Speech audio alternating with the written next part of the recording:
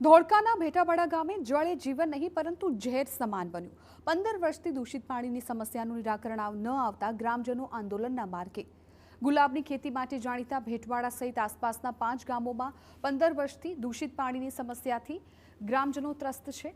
ધોળકા પાલિકા અને આસપાસની કેટલીક કંપનીઓનું દૂષિત પાણી ગામમાંથી પસાર થતા વોકળામાં છોડવામાં આવે છે, જેથી ખેતી લાયક જમીનમાં ભારે નુકસાન થયું છે।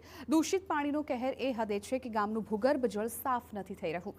ગ્રામજનોનો આરોપ છે કે આ દૂષિત પાણીથી ગામમાં 50થી વધારે લોકો કેન્સરનો શિકાર બન્યા, જેમાં 20થી વધારે લોકો મૃત્યુ પણ પામ્યા। બાળકો ચામડીના રોગનું વારંવાર ભોગ બની રહ્યા છે। કેમિકલ પાણી આવવાથી અમારા બાગાયત ખેતીને નુકસાન થાય છે અને ગામમાં બધાને બહુ હેરાન છે। ચામડીના રોગ થાય છે, છોકરાઓને વારંવાર ચામડીના રોગ થાય છે, ઝાડા ઉલટી થાય છે, તોય સરકાર આનું કોઈ નિરાકરણ લાવતી નથી। છેલ્લા 15 વર્ષથી દૂષિત પાણીની સમસ્યાને લઈને સરકારને અનેક રજૂઆત કરવામાં આવી છે, પરંતુ હજુ સુધી સમસ્યા દૂર થઈ શકી નથી। ગ્રામજનોનો આરોપ છે કે રજૂઆત બાદ થોડો વખત પાણી બંધ કરી ફરી શરૂ કરી દેવામાં આવે છે। ઉલ્લેખનીય છે કે આ દૂષિત પાણી મુદ્દે ગુજરાત હાઈકોર્ટે પણ તંત્રની ઝાટકણી કાઢી છે, તેમ છતાં સમસ્યા જ્યાંની ત્યાં છે।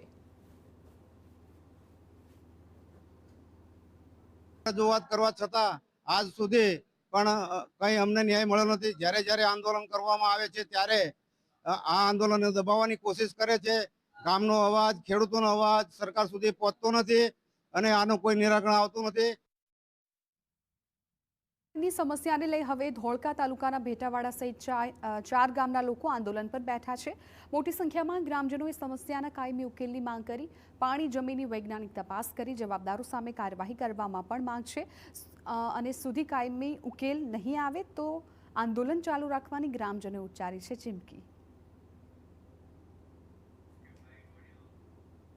દૂષિત પાણી અને કેમિકલ વાળું આજે કંપનીઓનું પાણી આવી રહ્યું છે અને જેથી આ ભેટાવાડા ગામ અને અન્ય 4 થી 5 ગામોની પણ આ કેમિકલ વાળા પાણીથી અને દૂષિત પાણીથી ઘણો તમારે જોતા હોય તો ઘણો એની અંદર નુકસાન થઈ રહ્યું છે મોટા પાયે અને ઘણા લોકો મૃત્યુ પણ પામે છે। અને એના માટે અમે આજરોજ આ આંદોલનમાં શાંતિપૂર્વક બેઠા છીએ અને જ્યાં સુધી અમને ન્યાય ના મળે ત્યાં સુધી અમે બેસવાના છીએ।